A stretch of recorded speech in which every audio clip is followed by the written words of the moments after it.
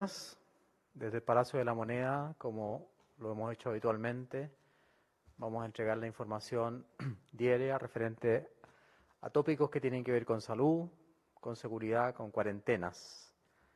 Agradezco una vez más la presencia de la prensa, que es fundamental para nosotros por su capacidad de comunicar y de educar. Agradezco a los canales de televisión que se suman a esta transmisión, que también, obviamente, nos interesa que comuniquen y que transmitan las medidas que vamos a tomar en consideración en unos minutos. Quiero decirle a la población, a los habitantes del país, que nosotros, y especialmente el presidente de la República, escucha permanentemente las solicitudes que llegan y las posibles medidas que hay que tomar, porque estamos preocupados, obviamente, del avance del coronavirus. Las posibilidades y las medidas a tomar se evalúan, se discuten y se toman las medidas basadas en la evidencia. Por lo tanto, con respecto a la hibernación, entre comillas, no es posible llevar a cabo esa medida, ya que nos quedaríamos sin servicios básicos, sin alimentación, sin atención a los adultos mayores, sin reparto de medicamentos y con una ciudad obviamente paralizada que puede incluso agravar la situación sanitaria de la comunidad. Sin embargo, obviamente vamos a tomar medidas más estrictas para hacer cumplir las razones sanitarias y sociales que impiden la diseminación viral. Nosotros estamos preocupados y sabemos que nuestro deber es cuidar a las personas, a todos los habitantes de Chile. Para poder proteger a las personas, voy a anunciar las cuarentenas siguientes. Se mantienen las cuarentenas actualmente vigentes en la comuna de Iquique, Alto Hospicio y Pozo Almonte en la región de Tarapacá. La comuna de Calama en la región de Antofagasta. Las comunas de Valparaíso, Viña del Mar y San Antonio en la región de Valparaíso. Las comunas que actualmente se encuentran en cuarentena en la región metropolitana se mantienen. Se suman las comunas de San Felipe y Los Andes en la región de Valparaíso. Se suman las comunas de Rancagua y Machalí en la región de O'Higgins. Y se suma la zona urbana de Curicó en la región del Maule. Este domingo revisaremos de todas maneras y haremos un rechequeo de algunas otras situaciones regionales o comunales.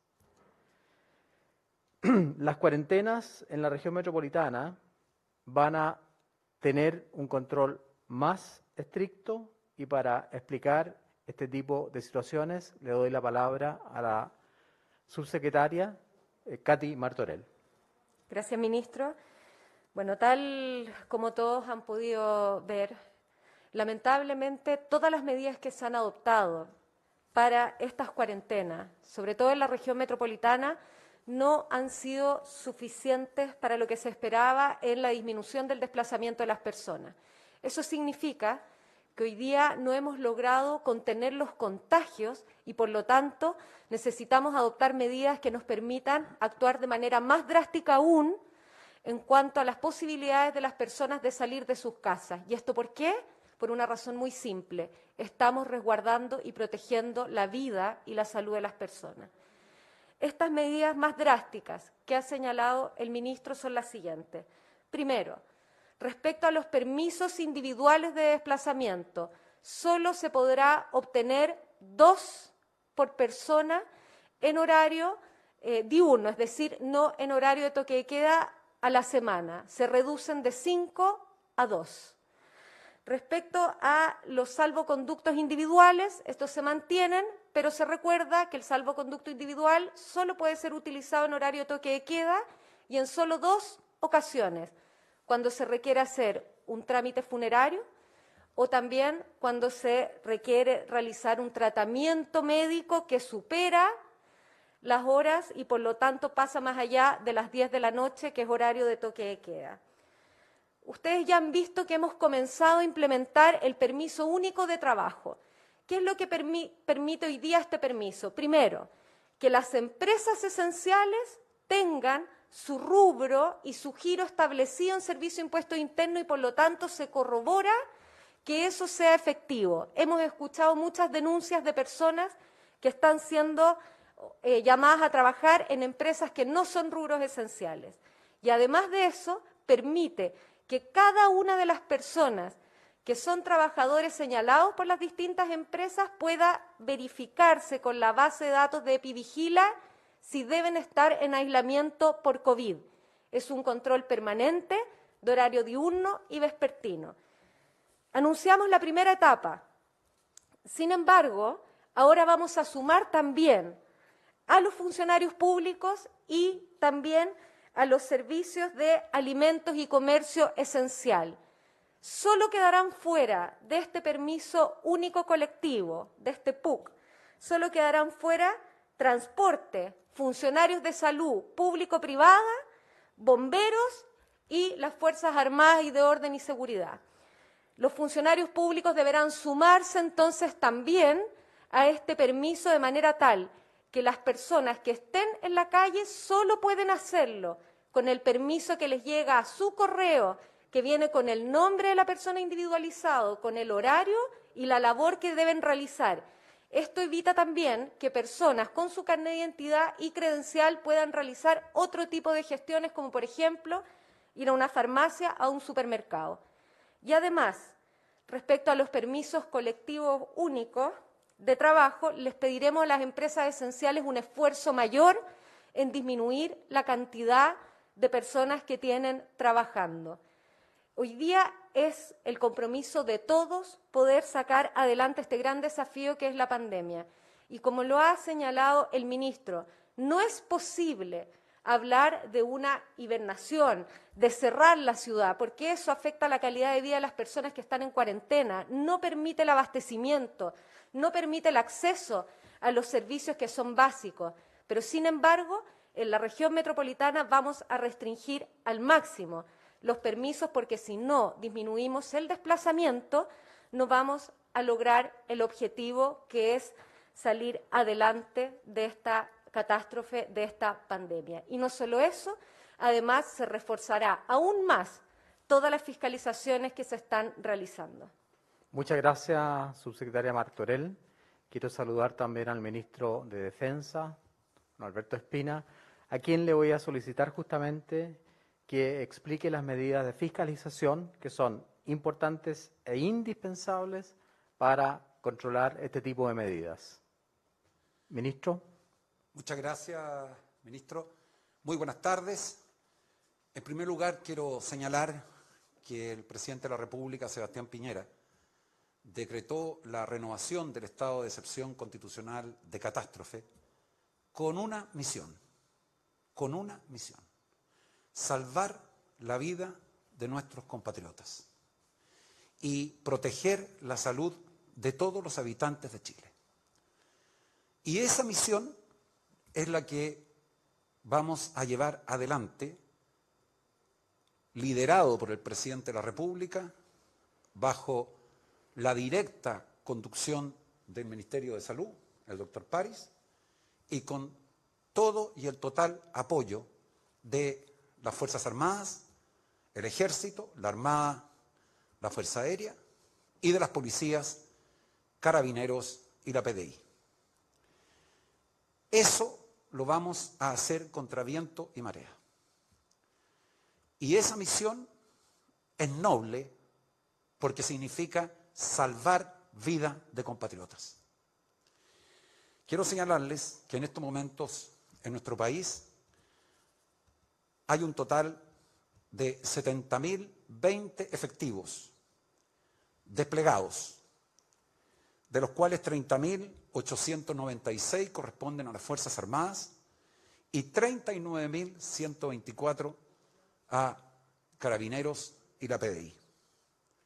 Y están cubriendo todo el territorio del país y, por supuesto, con con especial atención aquellas zonas, comunas y regiones en donde existe mayor contagio y donde hay cuarentena total.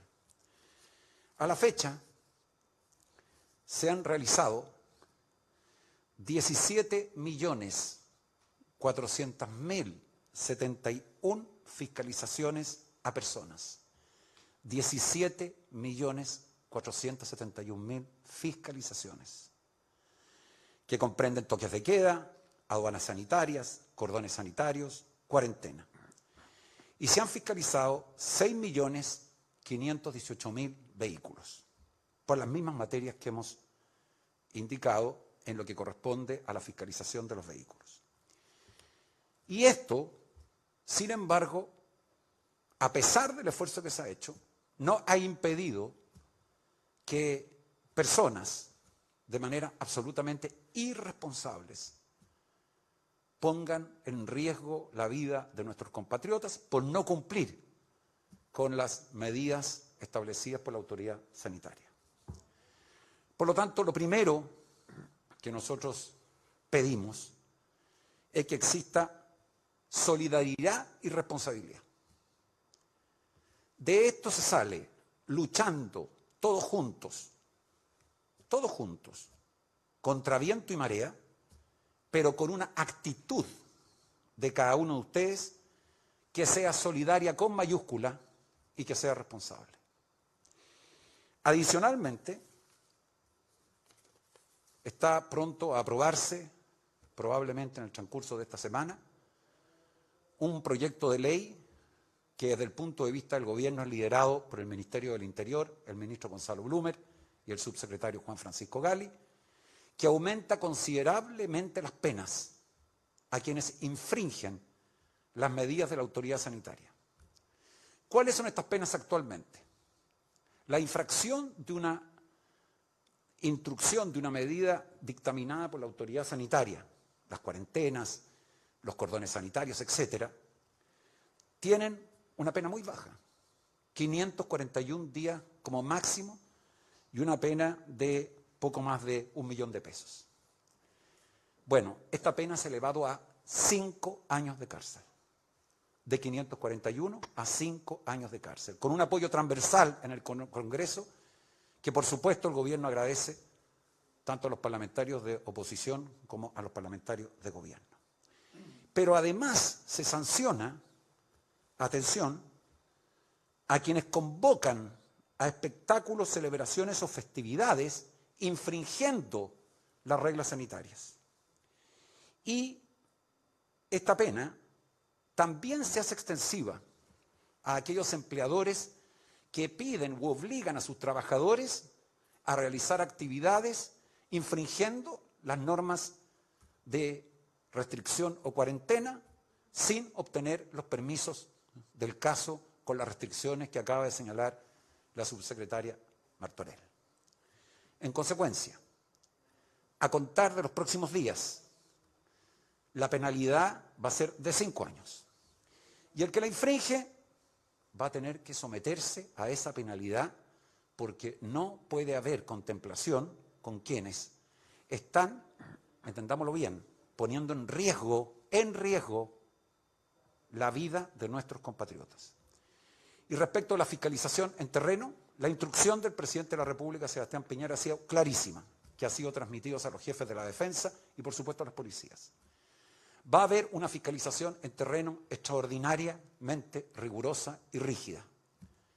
En todas las avenidas relevantes importantes, aunque ello signifique largos tacos y tendrán que pagarse las consecuencias, las demoras, en aras de lograr recuperar la salud de los chilenos. Y también a quienes lo hacen como peatones. Todas estas medidas se van a aplicar de inmediato. Pero termino señalando, doctor, que todo el esfuerzo que el presidente nos ha pedido como misión para salvar vidas de compatriotas, requiere una ciudadanía responsable. Y por supuesto hay un alto porcentaje que lo es, pero hay un porcentaje que no lo es. y sobre ellos nosotros esperamos hacer cumplir todo el peso de la ley, porque así se logra vencer esta pandemia. Muchas gracias, ministro Espina. Muchas gracias también, subsecretaria Martorell. Solo nos mueve el deber y la obligación de cuidar la salud de los chilenos, de cuidar la vida de los chilenos. La salud es un derecho y esto está enmarcado, obviamente, en ese concepto que hemos introducido en nuestro gobierno. Le cedo la palabra al subsecretario de Redes Asistenciales, Arturo Zúñiga, para que nos dé a conocer hoy día las cifras. Muy buenos días. En cuanto al reporte diario por coronavirus, acerca de las últimas 24 horas, nos encontramos con 4.757 casos nuevos, ¿ya? Acumulando 220.628, esto es incluyendo los casos que ayer fueron explicados. El número de personas que han fallecido, de acuerdo a los decesos inscritos en el registro civil, informados el día de ayer, son 232 personas, que acumulamos a 3.615 personas. En cuanto a la cantidad de exámenes de laboratorio que hemos realizado y que han sido informados por los laboratorios durante las últimas 24 horas, tenemos 12.636. Hemos visto un descenso por la demanda de exámenes de laboratorios, acumulando 886.169 exámenes. Aquí quiero detenerme y hacer un llamado a la población, en el sentido de que cuando ellas presenten síntomas, inmediatamente deben acudir a un centro asistencial a realizarse el examen. Es muy importante porque de esa forma se activa, al determinarse el caso sospechoso, los contactos estrechos y el aislamiento que deben realizar las personas para evitar el contagio, sobre todo a quienes viven en el mismo hogar, que son las personas que más probabilidad de contagio tienen. Y por esto mismo también existen las residencias sanitarias, que son lugares habilitados, pensados para los hogares más vulnerables, para las personas que más lo requieren, que no puedan realizar una cuarentena de forma efectiva y tengan esta opción de acudir a estos centros a realizar de forma efectiva una cuarentena, evitando contagiar a adultos mayores, a enfermos crónicos, que son las personas que presentan los cuadros más graves y que terminan hospitalizándose en las unidades de cuidado intensivo del país. Al día de hoy contamos con 137 recintos, acumulando 11.301 cupos, de los cuales hay 4.691 que están ocupados a lo largo del país. Yo quiero hacer un llamado a que estas medidas que ha comentado la subsecretaria Martorell, el ministro de Defensa, Alberto Espina, a que también lo pensemos desde el punto de vista humano. Nosotros sabemos que hay 360.000 personas que están arriesgando su salud por nosotros, que están en los consultorios, los servicios de urgencia, que están en las unidades de cuidado intensivo, en los hospitales. Hay 4.784 de ellos que hoy día se encuentran en cuarentena y que están contagiados con COVID positivo. Hay personas que han fallecido debido a que se han contagiado en la atención de salud. Yo los invito también a ver las fotos en las redes sociales, del desgaste que tienen ellos, de las marcas que hay en sus caras por el uso de los elementos de protección personal. Ellos están haciendo un trabajo formidable y nosotros nos estamos aprovechando de ellos al no cumplir estas medidas de aislamiento, estas medidas que hemos dictado como autoridad sanitaria y que son para proteger a nosotros mismos. No es para nada más, es para proteger la salud de la ciudadanía, de nuestros compatriotas. Eso es todo en cuanto al reporte del día de hoy. Muchas gracias, Ministro. subsecretario Zúñiga. Yo quiero reforzar el tema del reconocimiento a los funcionarios de salud de todo Chile, tanto de la atención primaria como de la atención terciaria, porque creo que ellos merecen nuestro respeto. Ellos han dicho: ya no queremos más aplausos, queremos que la gente se cuide para que no sigamos recibiendo más y más pacientes que se agravan rápidamente y que hay que hospitalizarlos e incluso aislarlos de sus familias. Así que por respeto a ellos y por solidaridad, por conciencia social, debemos mantener las medidas sanitarias que evitan la diseminación viral. Pasamos a las preguntas. Ministro, buenos días. Buenos Ya días. se descartó la hibernación, pero no se analizan más restricciones a los trabajos que son esenciales. Por ejemplo, usted hoy en la mañana en una entrevista planteaba que no se entiende que las ópticas estén abiertas o qué pasa con las oficinas telefónicas, con los delivery, para reducir aún más la movilidad debido a la gran cantidad de contagios que tenemos. Y además, sumar a esto, ¿en qué etapa de la epidemia estamos? ¿En qué etapa de la pandemia? ¿Estamos en un pic? ¿Ya se está hablando de pic, de mesetas? ¿Qué pasa con ese diagnóstico? Voy a responder a la segunda parte. No vamos a hablar ni de pic ni de meseta. Eso se verá en forma retrospectiva. Uno no puede dar esa respuesta ahora. Cuando, si Dios quiere, logremos superar este gran desafío, vamos a poder ver retrospectivamente en qué día, en qué semana se produjo ese pic o esa meseta. No quiero hacer ningún pronóstico de ese tipo. Y para la otra parte de su pregunta, que es muy interesante, le doy la palabra a la subsecretaria Martorell. Bueno, tal como ya se ha señalado, la hibernación no es una posibilidad porque eso implica que las personas no puedan acceder a abastecimiento y servicios esenciales. Dicho eso, se ha tomado la decisión de restringir al máximo los permisos, es decir, las personas solo van a poder salir 2 veces a la semana a realizar trámites que son esenciales y excepcionales.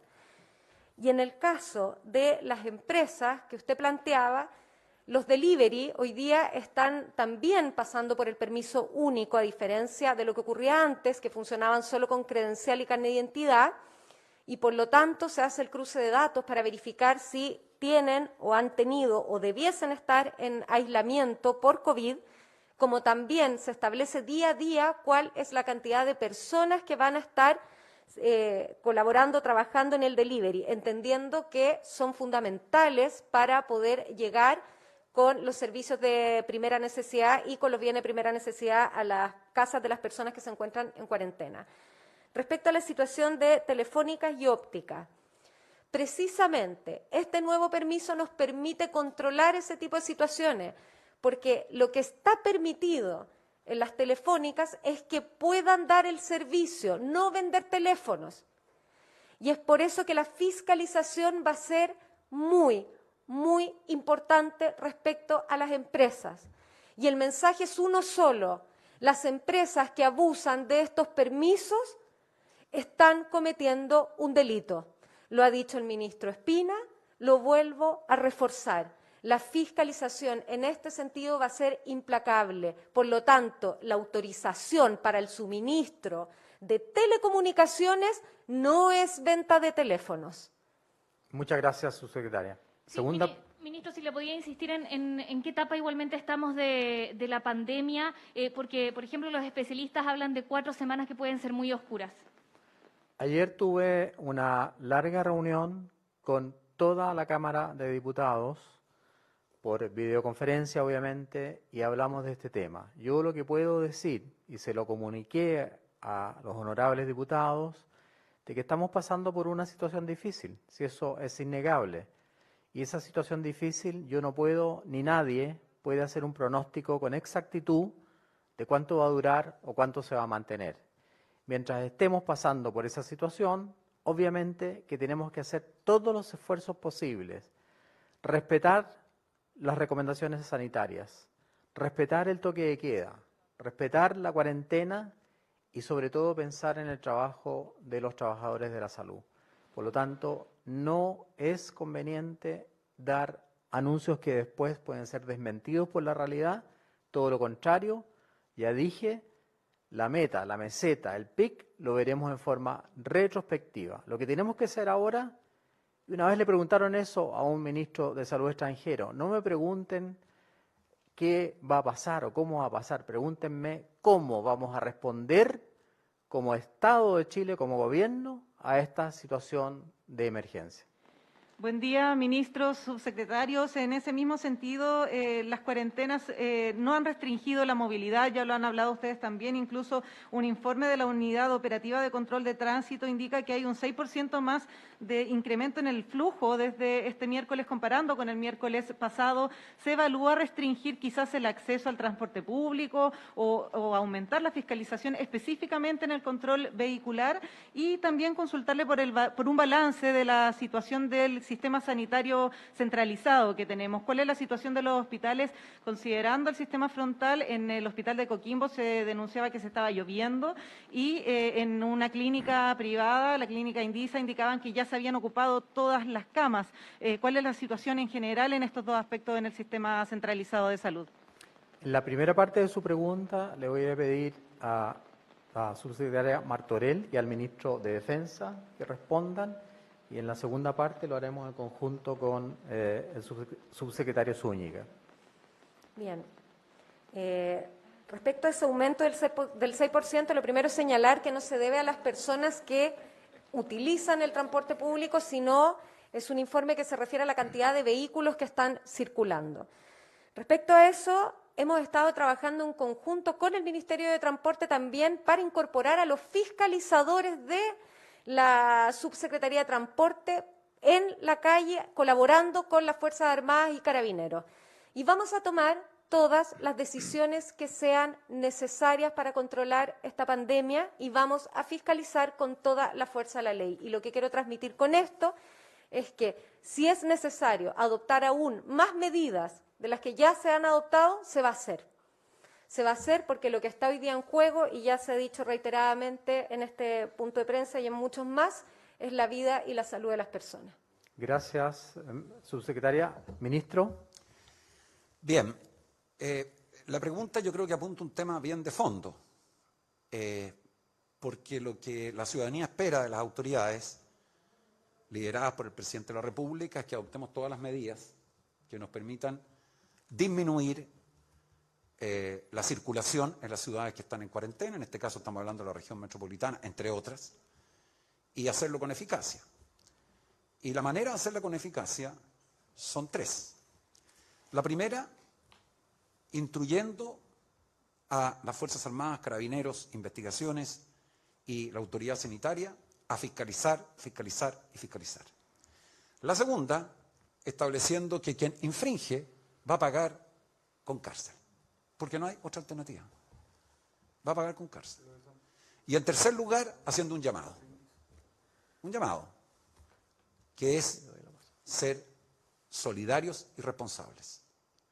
Estos tres elementos, si los trabajamos juntos y le sumamos el que se restrinjan los permisos, porque la gente abusa de ellos lamentablemente, un sector, no todos, entonces vamos a ir obteniendo cada vez mejores resultados. Pero esto es algo que tenemos que hacer en conjunto.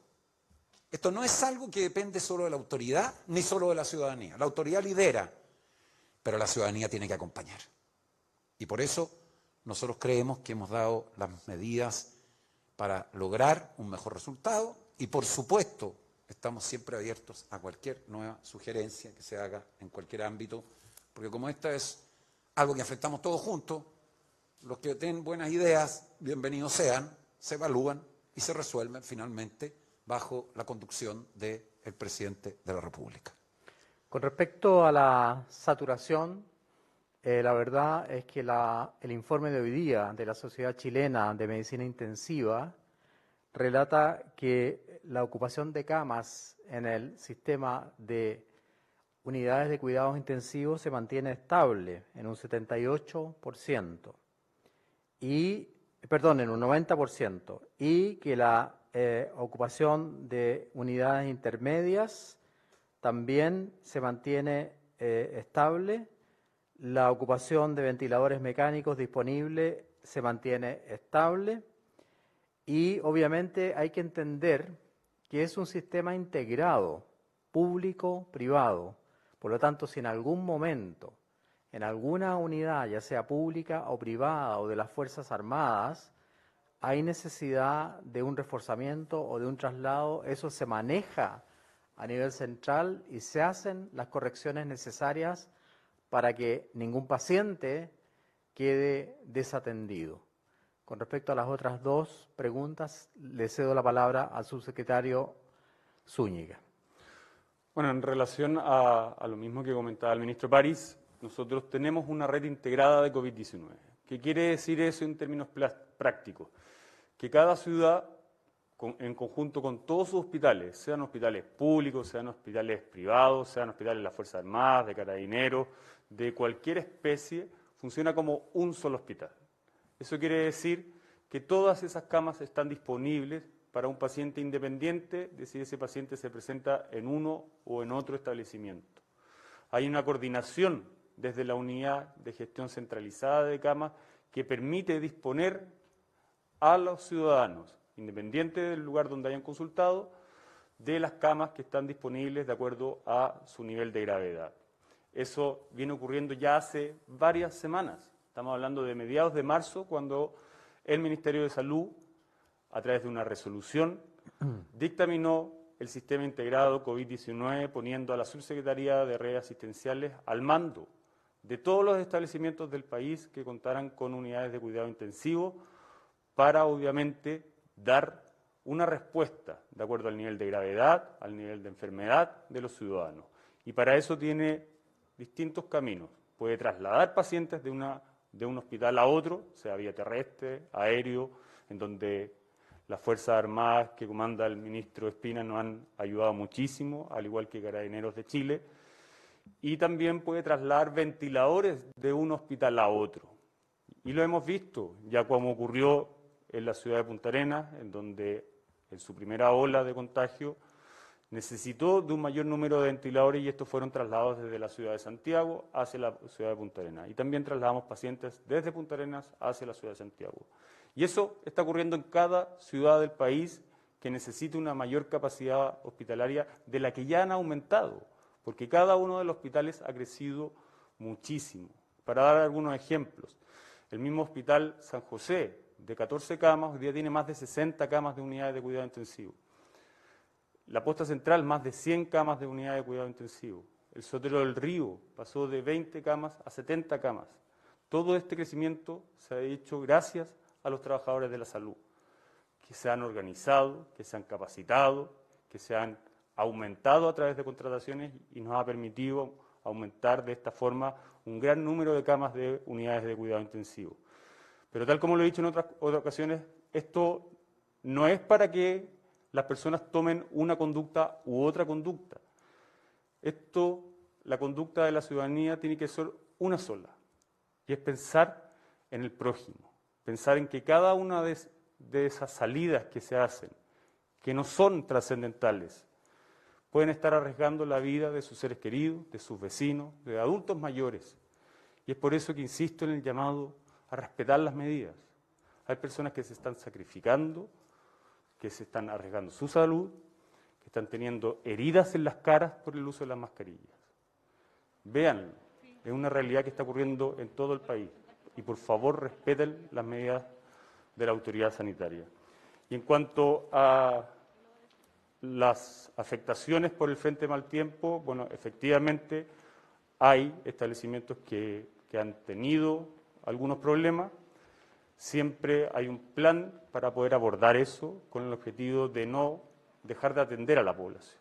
Y es así como lo ha comunicado el mismo Hospital San Pablo de Coquimbo, en donde a propósito del frente de mal tiempo por lluvias, tuvo un problema en la Torre Antigua que afectó principalmente el área de alimentación, pero también un sector del área de urgencia, y los pacientes fueron trasladados a otra ubicación sin descontinuar la atención de salud, que es lo más importante. Muchas gracias, subsecretario. ¿Preguntas? Sí, solamente una contrapregunta sobre el tema de la movilidad para el ministro Espina o la subsecretaria Martorell. Se había reducido en un 30-35% y se hablaba de que se tenía que reducir al menos en un 60%. Si es que con estas medidas se proyecta algún porcentaje respecto a alcanzar esa disminución en la movilidad. El objetivo es lograr disminuir la movilidad, a lo menos lograr tratar de llegar al 50%. Pero primero tenemos que aplicar las medidas, ir viendo cómo va funcionando y si es necesario restringir aún más, se va a seguir restringiendo. Muchas gracias.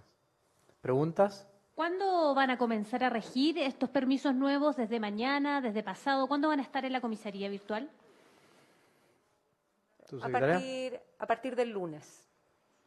Perfecto. Y preguntarle también al ministro París, en la mañana conversábamos en ADN con el director regional del Hospital de Rancagua y él se refería básicamente a varias cosas, pero entre ellas dijo que el sistema primario ya estaba adquiriendo mucho protagonismo y además dijo que se había incorporado a la atención primaria. ¿Se ha podido, ministro París, recuperar en gran parte o en cierta medida la trazabilidad de los casos o todavía es muy inicial para recuperar esta parte tan importante de la pandemia? Ayer tuve una reunión muy extensa con todos los encargados o todos los representantes de la Confusam que a lo largo de todo Chile están trabajando en la atención primaria. Ellos son los representantes de los funcionarios y me han dicho dos cosas. Primero, ellos siempre han estado trabajando en trazabilidad y van a seguir trabajando en trazabilidad y cooperando con el Ministerio de Salud. Recuerden que ellos dependen de la salud municipal y además con el último acuerdo que ha logrado el Ejecutivo, gracias también a la colaboración del Parlamento, se van a inyectar 55.000 millones de pesos a la atención primaria justamente para reforzar todas las labores relacionadas con ese tipo de acciones. Junto con eso, yo les pedí que no abandonáramos los controles de embarazo, los controles de niños sanos, el plan de VIH, hipertensión arterial y avanzar también en todo lo que significa la ley del cáncer. El presidente de la República nos ha pedido que a pesar de que estamos en una pandemia con un gran desafío, no olvidemos el resto de las acciones de salud y en ese caso obviamente que quiero agradecer profundamente a la atención primaria porque se ha puesto con toda su fuerza a colaborar en esta instancia dolorosa que está viviendo el país. ¿Cuándo podrían informarse también los casos de fallecidos atribuibles a COVID-19? ¿Cuándo va a estar esa información ya liberada? Esa pregunta se la voy a traspasar a la doctora Paula Daza, subsecretaria de Salud Pública. Bueno, con respecto a esta información, yo quiero reiterar que nosotros hemos venido fortaleciendo la información que hemos ido dando a la ciudadanía. En el informe diario ya tenemos un informe de los casos confirmados, de todos los días los fallecidos que tienen certificado de función y una PCR positiva. En el próximo informe epidemiológico del día viernes se van a incorporar los casos fallecidos que no tienen PCR, que probablemente podían haberse atribuido como causa al COVID-19. También quiero aprovechar de informar que, como lo dijo el ex ministro de Salud, Jaime Mañalich, se iba a incorporar también dentro de la información los casos probables que nosotros hemos definido como aquellos casos que son contactos estrechos de las personas y que además comienzan con síntomas. Esto es una información que hemos ido adquiriendo en las últimas semanas, ya contamos con más información y por lo tanto en el próximo informe epidemiológico que va a salir el día viernes, a más tardar el sábado de la mañana, vamos a poder contar con información más robusta. Y aquí quiero ser muy clara y transparente. Nosotros desde el inicio de la pandemia hemos venido informando todos los días acerca de los casos confirmados, de los casos que contamos en información de los laboratorios, también de los fallecidos. Nosotros contamos con un sistema de vigilancia que se ha venido fortaleciendo, contamos con más información que ha venido siendo más robusta durante las últimas semanas. Y aquí, desde el inicio de la pandemia, cuando tuvimos los primeros casos, se decretó que todos los casos confirmados debían ser de notificación obligatoria. ¿Y qué significa eso cuando un caso es de notificación obligatoria? Que los profesionales de salud deben notificar al Ministerio de Salud aquellos casos que son COVID positivos, ya sea sospechosos o sean casos confirmados.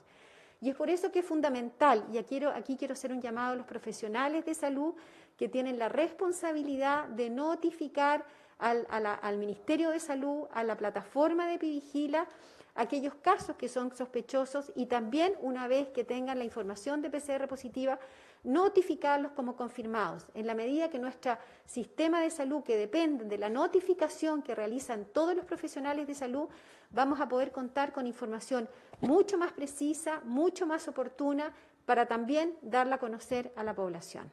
Muchas gracias, doctora Paula Daza. ¿Otra pregunta?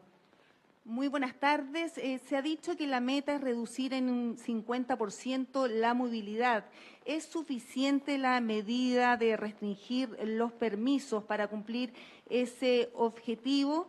Se lo pregunto también porque muchos expertos pidieron extender el horario de toque de queda. ¿Por qué finalmente no decretar esa medida? Y en otro tema, muchas otras personas con otras patologías no vinculadas a COVID han visto postergadas una y otra vez sus horas de atención. Algunas incluso han sido canceladas, esto en consultorios, hospitales. ¿Cómo se está enfrentando esta situación, considerando que se vienen días complejos en torno al coronavirus? Muchas gracias. Ministro Espina va a contestar la primera pregunta y la subsecretaria Daza la segunda. Muchas gracias, señor ministro. Disminuir la circulación que se hace hoy en día en ciudades en cuarentena, como es el caso de la región metropolitana y todas aquellas que están en regiones, no solo se hace sobre la base de disminuir los permisos, que es clave, porque mientras tengamos un número muy alto de permisos, por más que uno fiscalice, o las autoridades pertinentes, las Fuerzas Armadas, Carabineros de Investigaciones fiscalice, finalmente, si las personas tienen un alto porcentaje de permisos, van a poder seguir circulando y además, en muchos casos, abusando de esos permisos. Entonces es evidente que disminuir los permisos resulta algo clave. Pero tan importante como eso es lo que se llama la disuasión. Esto significa que cuando una persona infringe la ley, entonces se le aplica la pena y sanción que corresponde. Porque si finalmente no se aplican las sanciones, entonces no hay disuasión, que es que quienes la cumplen, que hacen sacrificios para cumplirlo, ven que los que no la cumplen no les pasa nada. Y eso indigna a la ciudadanía, porque hay mucha gente que se sacrifica haciendo la cuarentena. Por supuesto. Muchísima gente que se sacrifica. Entonces de repente ven que circulan autos, que se pasan infracciones, que hay detenciones. Entonces lo que tienen que ver es que junto con que la mayoría que cumple, los que no cumplen van a ser sancionados. Y atención, la sanción probablemente a contar de esta semana, y estoy seguro que el Congreso así debería hacerlo, va a ser de 5 años de cárcel. 5 años de cárcel. Entonces es una sanción durísima. Ese es el techo, o sea, es la norma que se establece. Que se elevó desde 541 días, se aumenta hasta un máximo de 5 años de cárcel. Entonces ahí tiene dos factores que van a contribuir. Lo del toque de queda. Esta es una medida que se analiza permanentemente. Está en permanente evaluación. Y por lo tanto, se toman las decisiones por parte del presidente de la República, el ministro de Salud, su equipo de emergencia, y se va analizando cuánto es el efecto que produce para aminorar la circulación de personas que lo hacen de manera que no corresponda. Y una última consideración. Miren, Chile es un país que ha enfrentado todas sus catástrofes con unidad. Bueno, esta es la oportunidad de hacerlo con más fuerza que nunca. Muchas gracias, ministro. Doctora Daza. Con respecto a la pregunta de las personas de otras patologías, que efectivamente hemos visto que había una disminución de las consultas y de los controles, sobre todo aquellas enfermedades que consideramos muy importantes, que son las enfermedades crónicas, como la hipertensión arterial, la diabetes. Las mujeres hemos visto que no están haciendo sus papanicolao, las mamografías, que son controles fundamentales para detectar oportunamente efectivamente un cáncer de mama y un cáncer cervicuterino. Y es por eso, como lo ha dicho el ministro de Salud, estamos fortaleciendo el trabajo con la atención primaria para poder recuperar a aquellas personas que no están yendo a la atención primaria, haciéndose sus controles de hipertensión, de diabetes, también vamos a fortalecer el trabajo para poder entregarle sus medicamentos a los enfermos crónicos. Estamos hablando de enfermedades que son fundamentales, que mantengan sus tratamientos, hipertensión arterial, diabetes, también las personas que tienen algunas enfermedades mentales que requieren oportunamente tomar su tratamiento. Y vamos a comenzar un trabajo también, ir a pesquisar a aquellas personas que pueden ser VIH y no las estamos detectando. Sabemos que en las pandemias y una pandemia como esta, que es una de las pandemias más grandes de los últimos 100 años, se ven perjudicados a otras personas que sufren otras enfermedades debido a el temor de ir a los consultorios, debido a que las comunas se encuentran en cuarentena, y todas estas situaciones hacen que se vean de alguna manera vulneradas estas enfermedades. Y es por eso que es fundamental también que llamamos a los padres que lleven a sus hijos a las vacunas. En Chile tiene una cobertura de vacunación, un programa de vacunación que es un lujo en nuestro país y que es mirado por todos los países. Sin embargo, hemos visto en los últimos días que los padres no han llevado algunas de sus vacunas después de los 6 meses, al año y medio, han postergado la vacunación. Hacemos un llamado a los padres que no posterguen la vacunación de sus hijos, porque es fundamental tener a los niños vacunados para prevenir otras enfermedades. Muchas gracias, doctora Daza. Quiero darle un minuto la palabra a la subsecretaria Martorell por el tema de las fechas de inicio que quedó pendiente o no quedó suficientemente claro, fue culpa mía. Todas las nuevas cuarentenas que ha señalado el ministro, esto es San Felipe y Los Andes de la región de Valparaíso, Rancagua y Machalí en la región de O'Higgins y la zona urbana de Curicó en la región del Maule, comienzan a partir del viernes a las 22 horas y las medidas extraordinarias de la región metropolitana comienzan el lunes a partir de las 5 de la mañana. Muchas gracias. Era importante clarificar porque había una diferencia en ambas fechas. Última pregunta. Sí, buenas tardes, ministro. Mi pregunta es para el subsecretario Zúñiga. En las últimas horas se dio a conocer el contrato entre el Ministerio de Salud y Espacio Riesgo para la habilitación del recinto de emergencia. En ese documento, firmado el 25 de marzo por el subsecretario de Redes Asistenciales, dice que a esa fecha, 25 de marzo, recordemos, en Chile más de 4.000 personas, cito textual, en Chile más de 4.000 personas habían sido diagnosticadas con COVID, existiendo más de 40 personas fallecidas contagiadas por la enfermedad. Esto es lo que dice textual ese contrato del 25 de marzo. Sin embargo, ese mismo día en el reporte diario fue justamente el subsecretario de Redes Asistenciales, Arturo Zúñiga, el que informó a la ciudadanía que los contagios eran 1.142 y los fallecidos solo 3. Primero preguntarle cuál es la razón de esta diferencia, que es bastante grande, y en ese sentido, si es que, fondo, ¿qué fue lo que pasó? Si se modificó el contrato a posteriori o derechamente se reportó una cifra menor a la real ese día. Gracias por la pregunta. Me parece muy importante. Le doy la palabra al subsecretario Zúñiga. Bueno, la tramitación de este contrato comenzó efectivamente el día 25 de marzo y una vez que se redacta ese contrato se revisa en varias oportunidades por las distintas divisiones del Ministerio de Salud, así también debe ser firmado por la contraparte y yo ese documento lo firmé el día 20 de abril.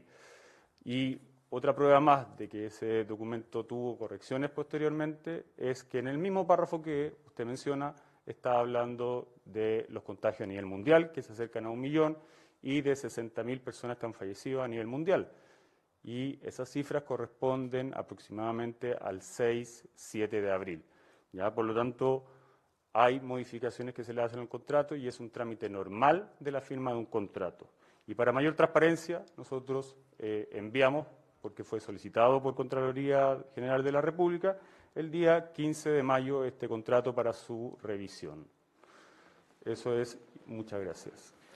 Y en ese sentido, subsecretario, preguntarle en el mismo contrato que, firmado el 20 de marzo, quizás va en la misma línea de lo que explicaba, pero para aclararlo, recién el 20 de abril el Departamento de Finanzas del MinSal certificó la disponibilidad de los recursos y casi 2 meses después, el 14 de mayo, la Dirección de Presupuesto del Ministerio de Hacienda aprobó dicha contratación. ¿Cómo se explica entonces que el MinSal firme un trato directo sin tener la certeza de si alcanzan o existen los fondos para financiar esa contratación? A ver, primero, entre el 20 de abril y el 15 de mayo no son 2 meses, ¿ya? Estamos hablando de 25 días. Y efectivamente, cada vez que se hace una firma de contrato, después pasa a una resolución que aprueba el contrato.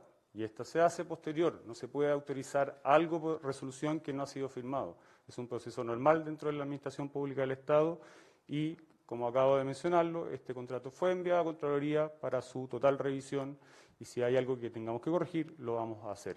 Quiero ser claro en esto, yo bajo mi gestión no voy a aguantar situaciones que no correspondan con la probidad.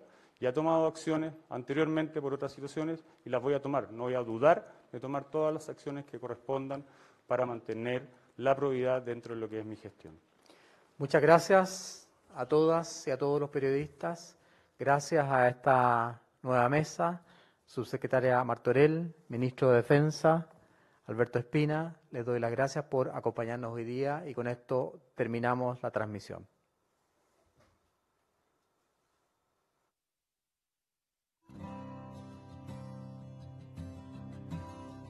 Transmitió el Gobierno de Chile. Agradecemos a los canales de televisión y radioemisoras que integraron esta red voluntaria.